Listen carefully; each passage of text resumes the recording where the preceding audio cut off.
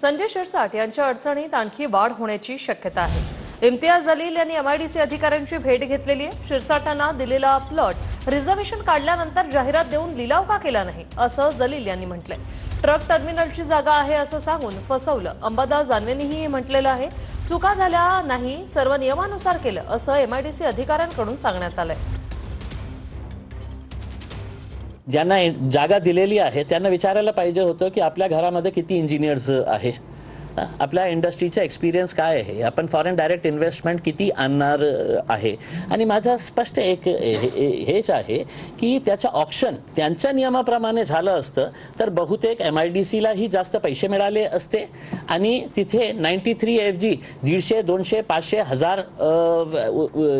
Employment generation झालं असतं।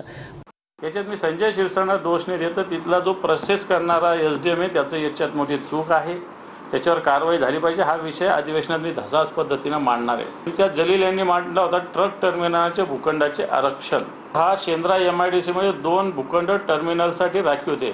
आता या ठिकाणी एकाच टर्मिनलची गरज आहे अशा पद्धतीनं सांगून एक टर्मिनलचं आरक्षण हटवलेलं आहे आणि ही जागा 6.9 कोटी रुपयाला खरेदी करण्यात आलेली आहे।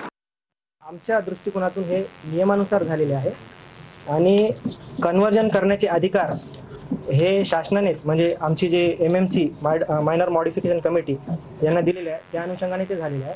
त्यानंतर जो काही प्रस्ताव आम्ही मुख्यालयात सादर केला होता या प्लॉट वाटप संदर्भात, तर त्यामध्ये आम्ही सर्वे रिपोर्ट्स घेतलेले आहे।